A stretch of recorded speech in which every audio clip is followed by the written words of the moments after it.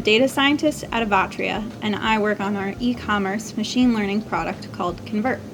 Today, I'm here to discuss simulation theory. Simulation theory, also called the simulation hypothesis, is speculation that our existence is an artificial simulation, such as a computer simulation. While I'm not a long-time follower of this theory, I do deal with machine learning models on a daily basis, and if this hypothesis is true, that's likely how the simulation would be run. So, let's dive more into the details of this theory and the evidence given by its followers to figure out, are we living in a simulation? There are two commonly discussed possibilities in simulation theory. The first is that we're real human beings plugged into a machine, sort of like the Matrix, though not all believers of this possibility think that the reality is quite as dark and dire as in the Matrix movies. The second possibility is that we're just lines of code inside a simulation being run by future humans or aliens. Future humans meaning humans that are simulating their past humanity. These are just two of many possibilities, though. Who knows? We could be a simulation of a microcosm of a microcosm of a simulation. It could be turtles all the way down, like Inception meets the Matrix. So why would someone create one of these simulations? For the first possibility, where we are humans plugged into a machine, it could be to control people. Perhaps someone just wants to play God. Maybe the world is overpopulated and they need somewhere for people to live their lives, and virtually is the best space for that. Or maybe it's an opt-in program, like a real-world Sims, and people can use it to escape their real lives. Maybe they just want to play another character, or play themselves, but in a world where the opportunities are different. For the second option, where we're all just lines of code, the purpose could be to figure out how to solve a problem. They could create many iterations of a simulation and see if humans in one of them solves the climate crisis, for example. Or it could be to study people. Perhaps it's a psychological study of human behavior under slightly differing circumstances, or a genetic study about which combination of DNA makes for the smartest humans or the strongest. So, what is some of the so-called proof that we're in a simulation? Many people that believe in simulation theory use anomalies in their own lives as proof. For example, my life is so good and I don't deserve all of these blessings, so it can't possibly be real. Or conversely, my life is too bad and I don't deserve this terrible life, so it can't be real either. They use specific anomalous events too, such as, say I survived a freak car accident without a scratch. That must be proof that this isn't reality. Another piece of proof is that we haven't found alien life.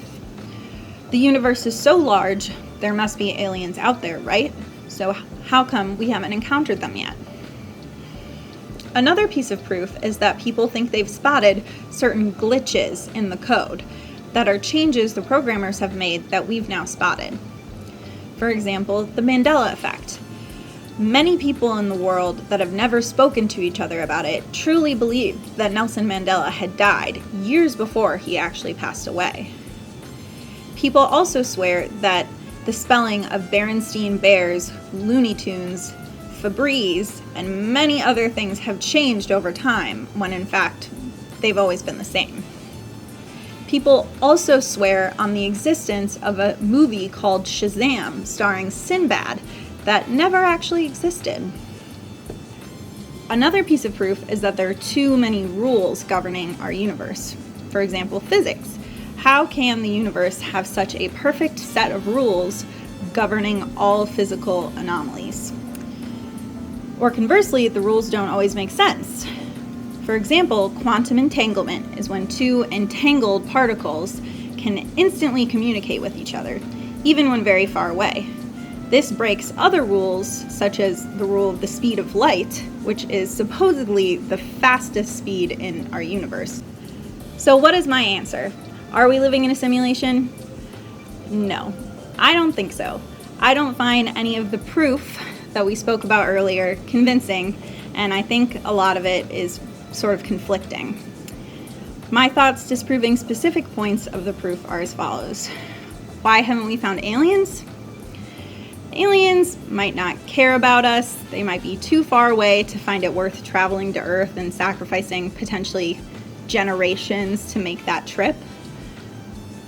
They also might be so far advanced past humanity that we're just like ants to them and they don't really care.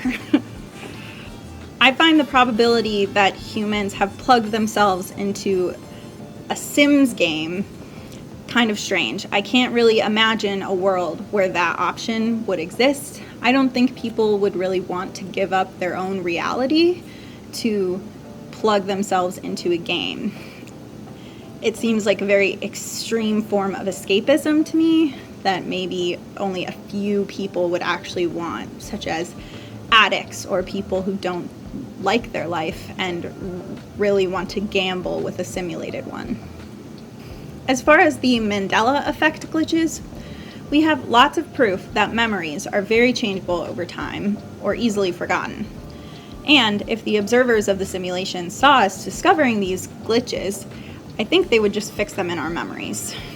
If the simulation was created by future humans to solve a problem like climate change, if those humans are still alive to create the simulation, it's likely a problem that they've already solved. So I don't understand why they would need the simulation to solve it. Ultimately, though, I think I just want to believe in my own autonomy and my own version of reality. I am open to being proven wrong, though, so if you have any other evidence that you think could convince me, drop it in the comments below.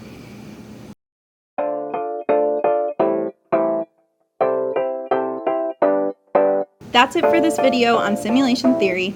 If you've enjoyed the video, please like and subscribe for more content.